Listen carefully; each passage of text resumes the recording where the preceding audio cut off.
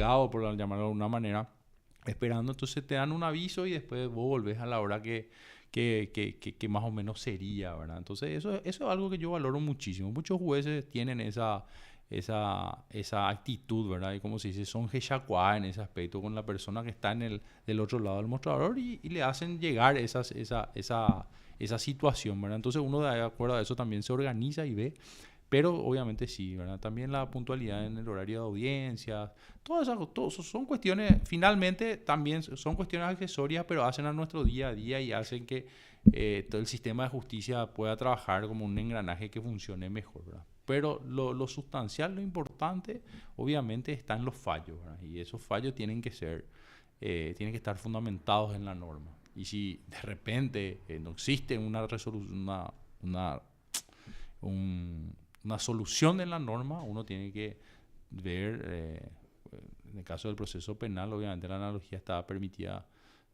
solamente en caso que beneficie al imputado, ¿verdad? Pero el fundamento tiene que estar del porqué, ¿verdad? Entonces, esa es la situación que nosotros tenemos que tener. Bueno, doctora, antes de pasar y teniendo en cuenta allí que habló de su rol como defensor público, cuando usted fue designado, escuchaba la frase, la Defensoría está perdiendo a un muy buen defensor. Y usted inclusive estuvo en una área especializada que es violencia contra la mujer. ¿Qué le diría a los defensores o los que quisieran ser defensores con respecto a, bueno, su paso por la institución y los consejos que le darían? Bueno, para mí fue un honor, un inmenso honor, un inmenso placer. Todo lo que yo aprendí en el Ministerio de la Defensa Pública fue fue enriquecedor realmente. Me encontré con un capital humano, ¿verdad? Con gente, como yo siempre le digo, ustedes no son mis funcionarios, le decía a las personas que trabajan conmigo, ustedes son mis compañeros del día a día. Yo encontré un capital humano bastante comprometido entre colegas, funcionarios, superiores, área administrativa, ¿verdad? Yo tengo el más grato y y los mejores recuerdos voy a llevar, ¿verdad? Del Ministerio de la Defensa Pública. Creo que lo he dado todo, ¿verdad? Y obviamente no es suficiente porque nosotros tenemos muchas limitaciones. La Defensoría Pública tiene muchas limitaciones presupuestarias. No hay forma de dar, o sea, no se puede dar abasto con las cantidades de problemáticas que hay y los pocos funcionarios, los pocos defensores que hay. Es imposible, o sea, es algo que es una realidad que tampoco podemos escapar, pero no por ello nosotros no vamos a dejar de pelear, vamos a bajar los brazos, etcétera. Nosotros estamos comprometidos y tenemos que redoblar esfuerzos, sabiendo y conociendo nuestras limitaciones. No nos quedaba de otra o no nos quedó siempre otra que salir a pelearla con lo que teníamos. Y bueno, te doy un ejemplo en mis inicios, ¿verdad? Yo era defensor público en San Pedro de mujeres víctimas de violencia. Pandemia, prohibición de... Empezaba la pandemia. Yo asumí en agosto de 2019 y en marzo ya empezó la pandemia. Había muchísimas restricciones. La cuarentena era bastante dura, ¿verdad? Había limitación de movilidad y había que tratar de tener contacto con la menor cantidad de personas posible. Y uno, por ejemplo, estaba en San Pedro y Comandillú, donde yo hacía base, y dentro de mi competencia territorial, por llamarte en funciones, por ejemplo, estaba Capibaré, ¿verdad? Y te llamaban que había un problema en Capibaré, que son 200 kilómetros. Santaní son más de 200. Santaní es 180 kilómetros. O sea, estamos hablando de acá a Caguazú más o menos, ¿verdad? Ujú. Entonces vos por teléfono tratabas de solucionar en ese momento, ¿verdad? Y después tenías que constituirte al día siguiente. O a veces, si era si la urgencia lo requería en el mismo día, uno tenía que trasladarse y después ya tenía que estar, o sea, era prácticamente teletransportarse todo el rato, ¿verdad? Porque era muy grande. San Pedro es el departamento más grande de la región oriental. Entonces, tratar de cubrir. Yo era el único defensor que hacía violencia contra la mujer, ¿verdad? Entonces, ciertamente que no me quejo, al contrario, siempre tuve la mano a mía de los colegas a quienes yo llamaba y le decía que estaban en sedes más próximas a los problemas y yo le pedía, acudía a ellos y ellos sin dudar siempre cubrieron esas situaciones también, ¿verdad? Pero, como le digo, o sea, era para nosotros como defensores públicos de la especializada, que se le decimos, ¿verdad? Pues, defensores públicos de violencia contra la mujer, especializado en la ley 5777-16, siempre fue el traslado nuestro mayor desafío. Y después sumado a ello el volumen, ¿verdad? Que ahí ya siempre se habla de que por qué hay más procesos hoy en día. ¿Será que hay más hechos de violencia o será que la gente denuncia más? ¿O serán ambas cuestiones, ¿verdad?, que pueden darse en conjunto, ¿verdad? Es algo que nuestros factores estadísticos nomás no tienen una base, ¿cómo llamarlo de alguna manera? Una base científica muy confiable, ¿verdad? Entonces no hay como una trazabilidad para que hoy pueda decir a ciencia cierta, no, efectivamente hoy hay más hechos, o no, simplemente que hay la gente, el acceso a la justicia se amplió, hay más instituciones comprometidas, ya nadie deja pasar, anteriormente se dejaba pasar, hoy día las instituciones, las escuelas, el Ministerio de Salud, las mujeres que acuden, todos comunican al sistema o gran parte comunica al sistema, entonces eso hace de que aumente el volumen de denuncias. Entonces es muy difícil saber si hay más denuncias, si hay más hechos, o sea, de que hay más denuncias sabemos que hay, pero porque se denuncia más nada más o porque existen más hechos. Esa siempre va a ser la duda, porque como le digo, no tenemos bases científicas, estadísticas sólidas de hecho de cómo era anteriormente, simplemente algunos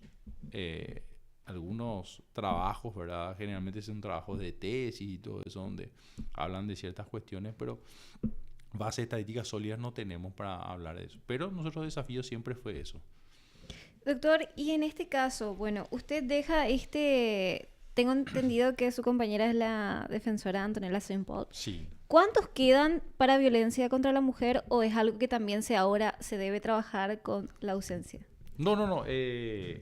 Hoy justamente iban a ir a conversar con el defensor general a ver cuál iba a ser la nueva línea de trabajo, ¿verdad? Porque realmente sí, la carga es pesada. Lo que hay que entender es que nosotros estamos en un fuero donde escuchar a la mujer víctima de violencia te consume mucho tiempo, ¿verdad? Porque la mujer víctima de violencia no es alguien que viene, se sienta y te dice, este es mi problema, y en 2 minutos se retira a la oficina. No, muchas veces son audiencias que nosotros fijamos en nuestras asistidas donde ellas vienen, te cuentan 1 hora y media, 2 horas de problema, y tampoco vos podés cortarle y decir, no sabes que ahora tengo audiencia. Vos tenés que escucharla, de acuerdo a eso vas sacando información, y si no tenés toda la información, ver la manera correcta de ir pudiendo sacar la información para poder plantear el caso ante los órganos jurisdiccionales.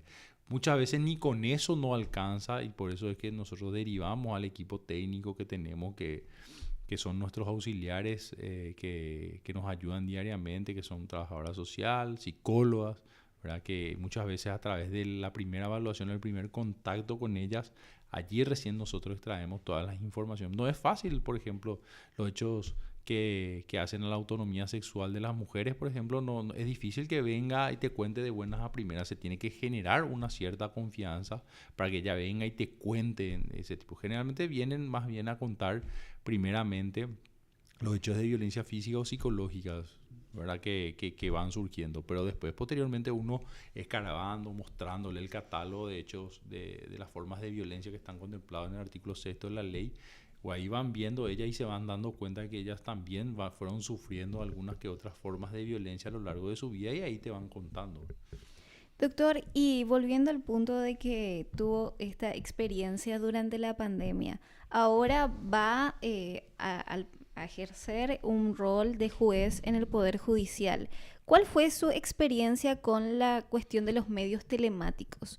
¿Y qué cree que podría, digamos, mejorar o, en este caso, aplicarse para las cuestiones de las audiencias telemáticas? Bueno, quizás hasta me dirían que yo tengo una posición sesgada, como me dijeron una vez, porque yo soy docente de informática jurídica. Entonces, mi postura, pero esto mi postura fue siempre, incluso antes que yo sea docente en la materia.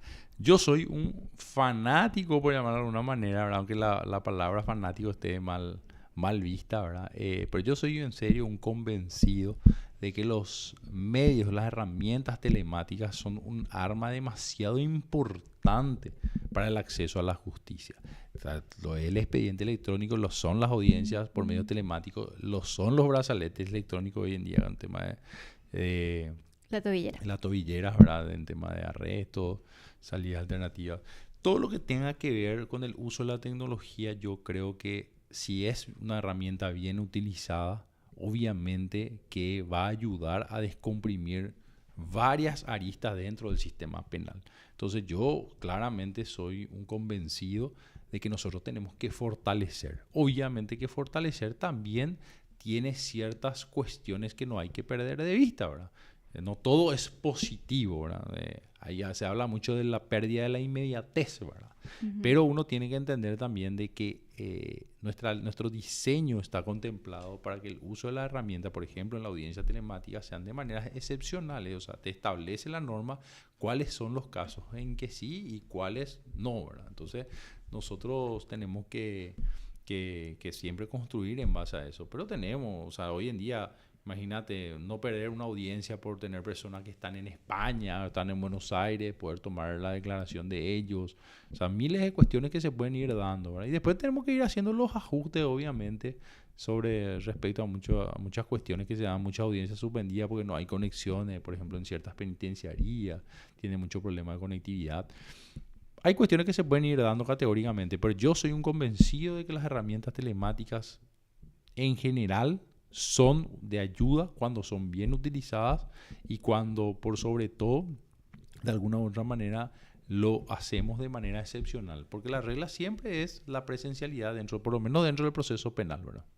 Claro, doctor. Ahora, partiendo de su experiencia y su conocimiento, teniendo en cuenta que usted trabajaba con víctimas, mujeres víctimas de violencia, hay un debate no solamente en el ámbito jurídico, sino incluso en el fuero político, lo hemos escuchado varias veces dentro del Congreso, sobre la presunta mala utilización, incorrecta utilización de la ley de protección integral, sobre todo en casos, por ejemplo, los de censura a los medios de comunicación, en los que se pretenden acallar o incluso bajar publicaciones. ¿Qué puede responder al respecto, doctor? Bueno, ahí hay que entender, ¿verdad?, de que obviamente que muchas veces existen de repente, o sea, la mala utilización. Cuando hablan de mala utilización, yo, o sea, trato de entender a veces, porque uno tiene que ver bien a qué punto en cuestión se refiere, ¿verdad? Yo lo que entiendo mucho es de que hay personas que se quejan dicen desalojo disfrazado, dice, le llaman a la exclusión, ¿verdad? Pero si la exclusión está fundamentada, si hay peligro para la integridad física, psicológica y sexual de una mujer o de adolescentes, etcétera, etcétera, yo creo que esa medida está bien dictada, ¿verdad? Ahora hay que ver, siempre luego, o sea, cuando uno tiene que dirimir en estas situaciones de conflicto, siempre confrontan garantías o principios que de repente unen a las partes, ¿verdad? Entonces, obviamente que cuando uno dicta algo en favor de otra persona puede indefectiblemente perjudicar a la otra parte en otras garantías que ella tiene, pero el juez tiene que encontrar el justo equilibrio para poder dictar las medidas. Las medidas son de carácter excepcional. Las medidas se dictan justamente cuando a los efectos de poder cesar con los actos de violencia, ¿verdad?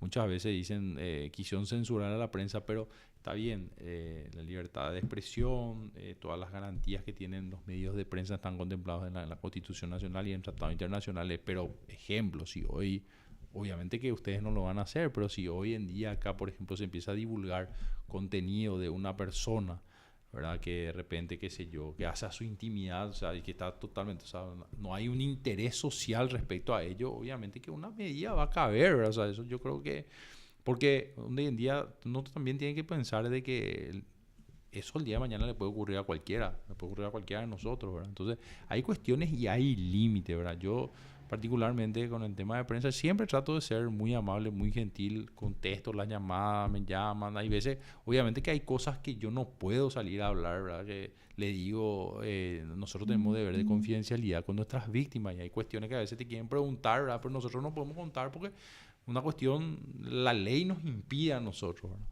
Entonces, justamente hace rato hablábamos de un poco de esa situación, ¿verdad? De que también cambia un poco en el tema del juzgado, ¿verdad? Que cuando se dice que el juez habla a través de sus fallos, ¿verdad?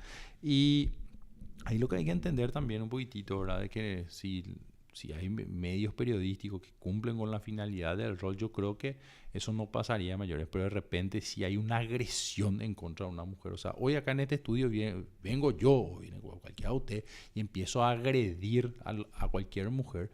Obviamente que yo, o sea, si fuese un operador dentro del sistema de justicia, me iba a ver obligado a solicitar una medida de protección a efecto de que de censurar esa situación sin que eso sea una censura a los medios de materia general. O sea, yo no voy a impedir que se hablen, o sea, no voy a buscar impedir porque finalmente el juez de juzgado de paz es el que resuelve. No se va a impedir que se hable de todos los temas, sino que se busca cercenar algo concreto y romper con algo concreto, ¿verdad? Entonces, por eso es muy importante la excepcionalidad, es muy importante entender y obviamente que no se puede hacer eso así a mansalva, ¿verdad? Tiene que estar fundamentado el porqué del pedido de la eliminación, de la supresión del contenido, ¿verdad? Que generalmente es lo que se busca porque vulnera de repente, pero como te digo, tiene que ser algo concreto, tiene que ser algo que realmente afecte a la mujer víctima de violencia, porque o si no va a chocar con principios constitucionales, ¿verdad? Bueno, nosotros creo que tenemos mucho todavía que hablar con el doctor, pero está obligada la pausa. Vamos a una breve